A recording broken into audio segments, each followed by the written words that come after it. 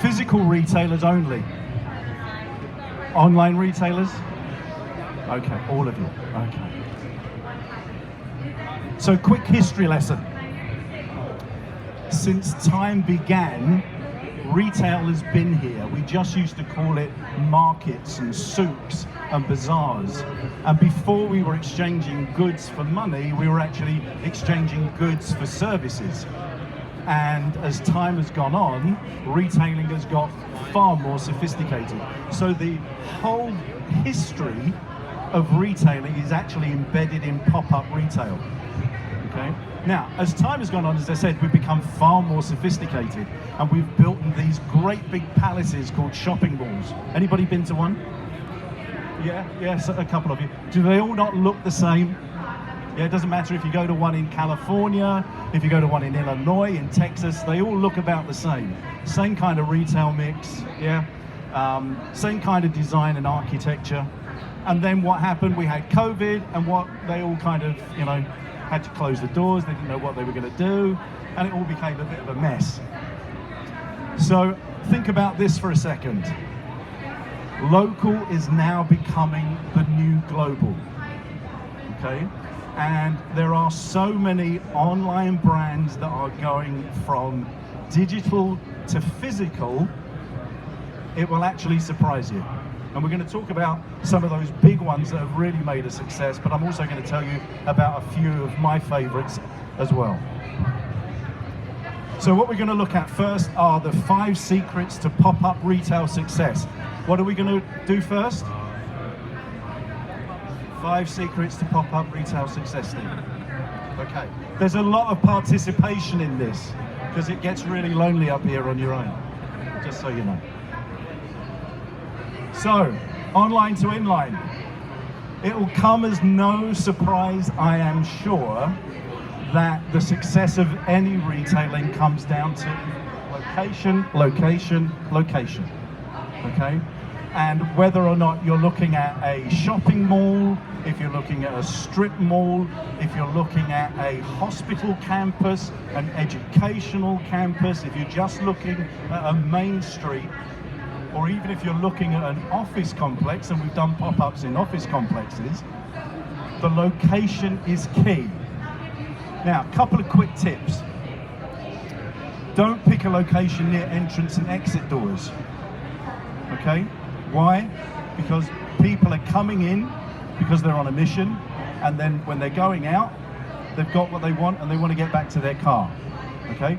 It's no accident that things like nail bars and pedicure salons are by exit and entrance doors. Okay? Another tip, do not take a store near a restroom.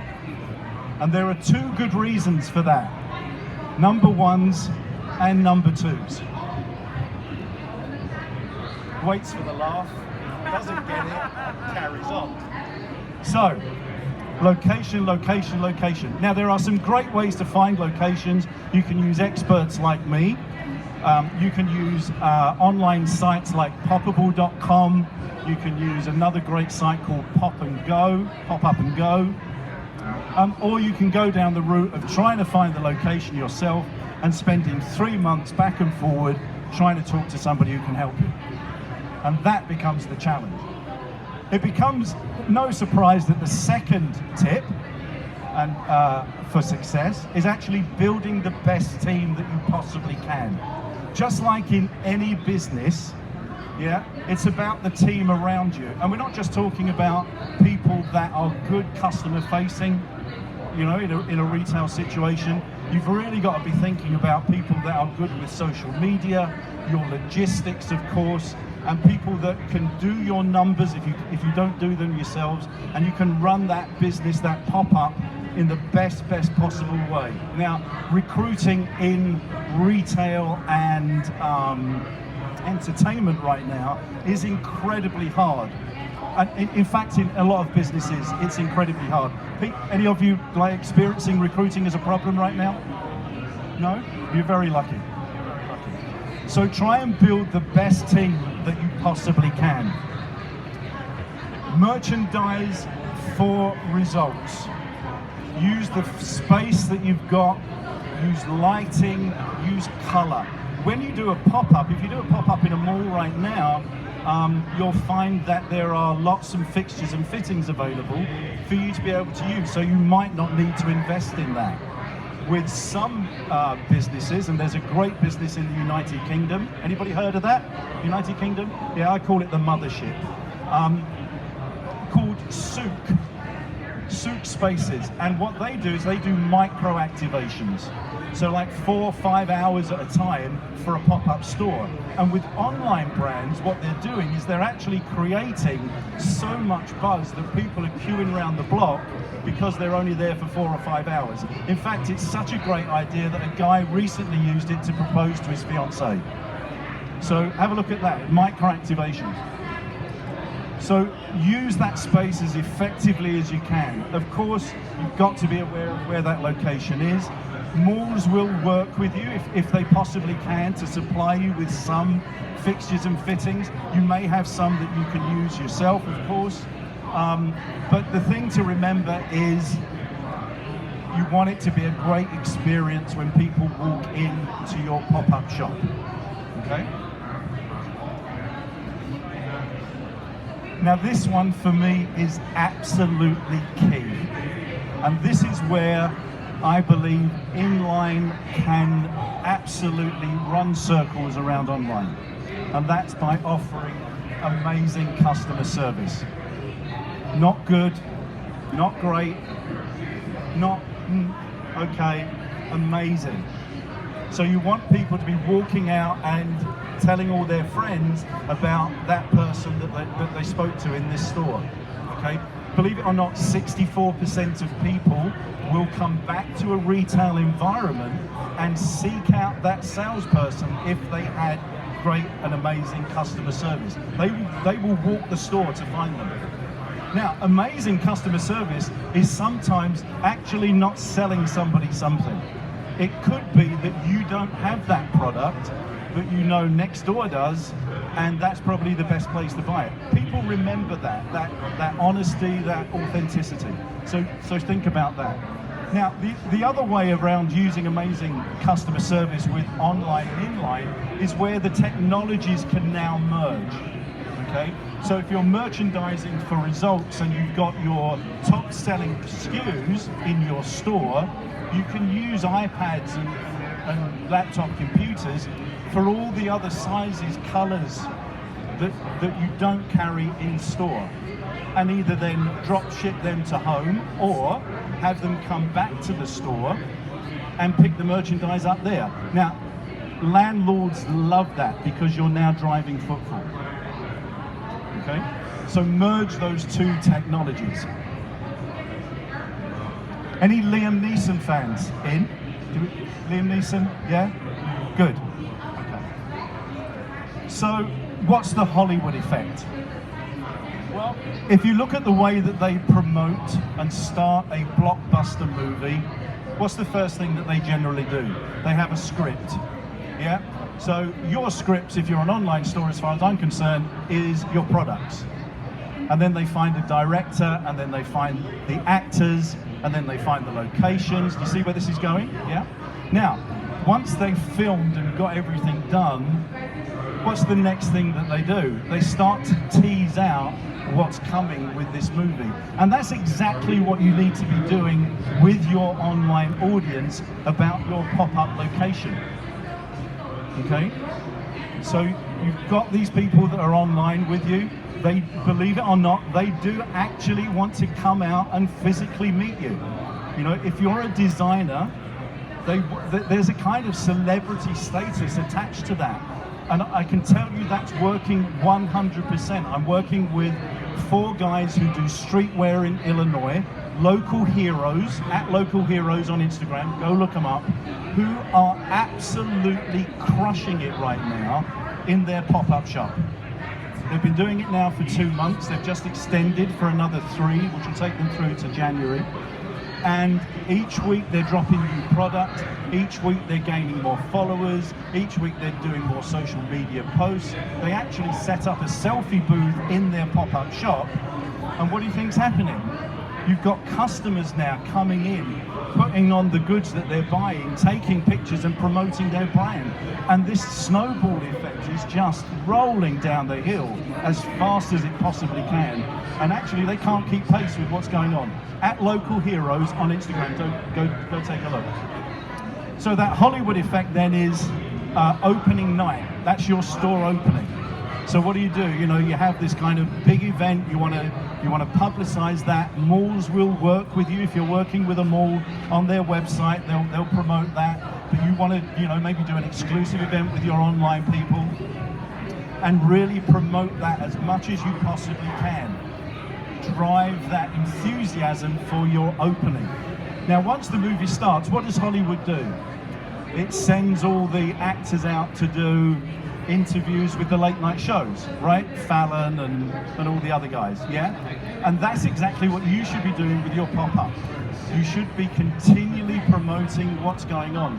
Do some lives, do some interviews with customers, take a leaf out of Local Heroes and have a selfie booth. Thanks for joining us. So what then happens with a great movie franchise? They do another one, yeah? And so the snowball continues to run. Now it's no surprise, anybody heard of Hickory Farms? Yeah, Hickory Farms. Only work for 3 or 4 months of the year, right? Halloween stores, yeah? Only work for like 2 months of the year. Calendar Club only works for like 3 months of the year. So they build this momentum that they keep coming back, and you can do the same with your pop-up shop. That's the Hollywood effect. Now, I've tried to cram in actually a half-day course in you know, less than a few minutes, but we really go, when we do the course, we really go into a deep dive about how you manage that experience and the sorts of things you could be doing to really create a blockbuster. So why would you even consider a pop-up strategy? Anybody? Well, it's a great way to test before you invest in a long-term physical location. It's a great way for you to test if your online brand actually does work on an inline situation. That digital and physical can come together.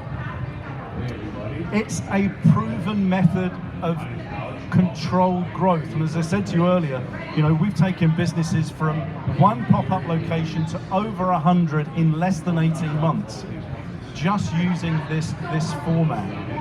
And so you can control the growth, you can control the cost. There's a statistic out right now that the US is probably going to lose around 25% of its shopping malls between the next 3 and 5 years. I don't know if you know that, right? It's probably going to be 3. Okay, so landlords are really like scrambling to find the next retail success, and that's why global brands are now looking at where are we, what are we doing. You've got brands coming out of malls going into strip malls, okay? But local can now become the new global by taking over those spaces. You can convert too much inventory that you've got sat in a warehouse into cash really quickly. Anybody sitting on right now a lot of inventory they don't know what to do with? Right. Pop-up retail is a great way to turn that into cash. Yeah? So just have a think about that. If it's time limited, okay, if it's last season and you need to move it on, if you've got something that's even better coming out, you don't want to sell it online, right? Take it to a pop-up, convert it into cash. And what do you do with that cash? You put it back into your business so you continue to grow your business. It is a really effective way to manage your costs as far as a retail operation is concerned. Now, the tip I tell everybody is this: negotiate hard, okay? Don't take the first price anybody gives you, okay? Negotiate hard, because you can get great deals. You really can get great deals. If you're not in a retail business, If you're in a service industry, let's say you do solar panels, or you do insurance, or you do garage doors or lawn care, actually having a pop-up experience is a great way to grow your business, because you can connect with the consumer, they can connect with you, you can qualify them, make sure that they're serious about buying the product. And for businesses, I've seen businesses use this method, car dealers sometimes use it, to really propel their business forward. Now, the other reason that you should use a pop-up strategy is it actually does bloody work. Bloody being an English word, right? Look at these brands that were online. Now, of course, believe it or not, Amazon has several brick and mortar offers right now. Why? Because they want to connect with their consumer in a different way. I don't know if you saw the news yesterday about Warby and Parker going public. Market value of $6 billion. Now the market actually thinks that's overpriced, and there's a few people out there that are coming to the public market, right?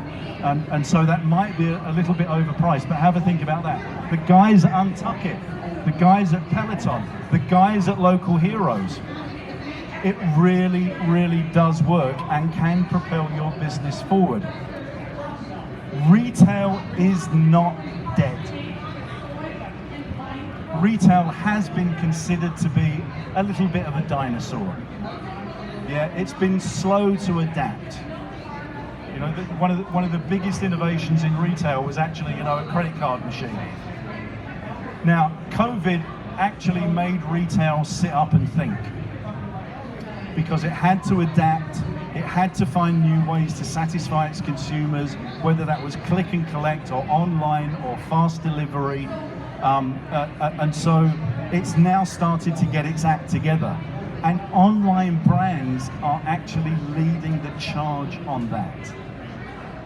They really are. And if you want to take your business to the next level, if you want to be a Warby and Parker, if you want to be a Peloton, a pop-up strategy to get you going is the right route to go down. Absolutely, 100%.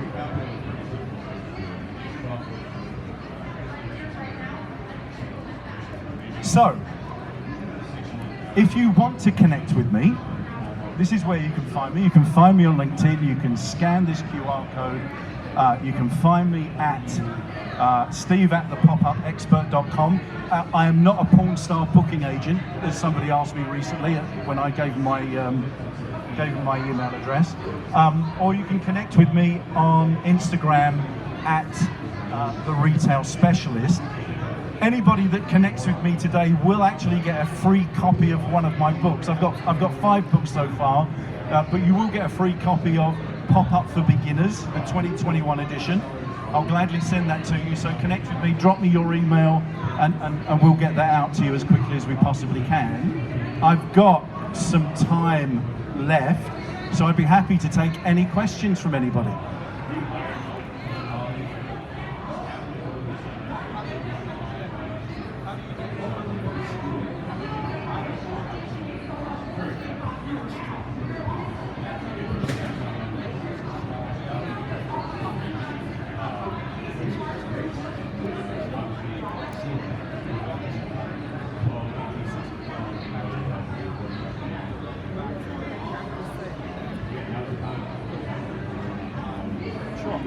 So the question is, how do you make good connections with locations in order to get your business forward? But as I said, there's a number of ways you can do that. You can find somebody like me, steve@thepopupexpert.com, just a little bit of self-promotion, I love doing that. You can use somebody like popable.com. You could use, Pop Up and Go. There are a number of online sites that will promote, venues that are happy to do pop-ups. If you've got something unique, and we did a project with a tailor in Chicago. I live in Chicago, by the way. I didn't travel all the way from England to do this. And we did a project with a tailor in Chicago where we took him into an empty an empty office in a huge office block. And he literally, went round and gave everybody a flyer to say he was going to be there. He was giving a discount, and actually was, selling a suit an hour, bespoke suits. I think it depends on what you're looking to try and do, who you want to go to. Sometimes I'm a huge fan of picking the phone up. Anybody else a huge fan of that? Having a conversation with people. I don't mind doing that. But I do love, that back and forth. Exactly right. So sometimes it's a good idea to pick the phone up. Sometimes it's a good idea to find an expert, depending on what you want to do, or have a look at the various online sites that might be able to help you. Lady here. When do you think is the best time to open something retail or not to open retail? So when's the best time to open a pop-up shop? Not a pop-up, like get your own retail shop. Just open a store. Or not. The best time is now, right? So one of the things I live by is do it now. Okay, so yeah, what products do you sell? Seasonal products. Then seasonings. So like cooking stuff. So that's a product all year round, I guess. Yeah, and there'll be some good ones that are for Thanksgiving and Christmas and Halloween and all of that.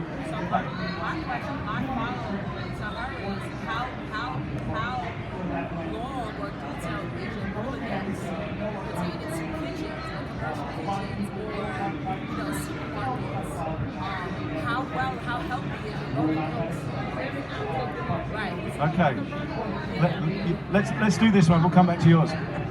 So I would say, first off, you've got to find the right location for that, okay? Understand that there's a market for you, where you are, look at who the competition is. Yeah, I mean, you're competing against grocery stores, that's my first thought, right? But if you've got something unique about your business, USP, everybody know what USP is?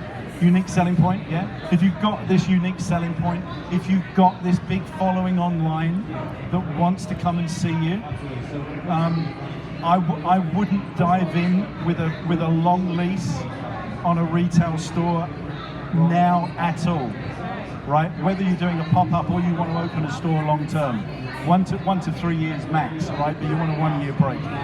So, but I would encourage you to try a pop-up first.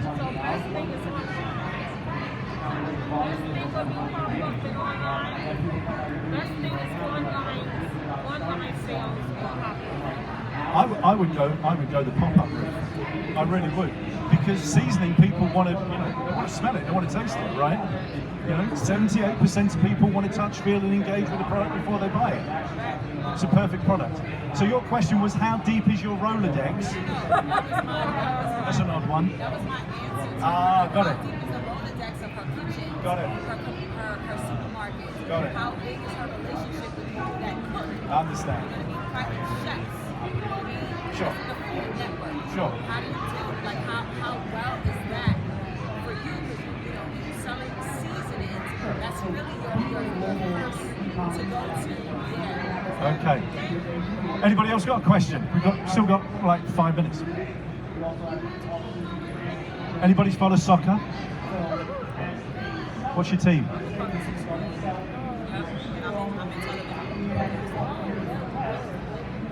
Okay, she doesn't follow soccer at all.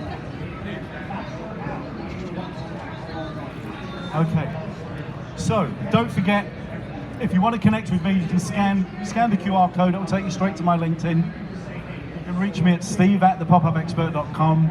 You can find me on Instagram @theretailspecialist.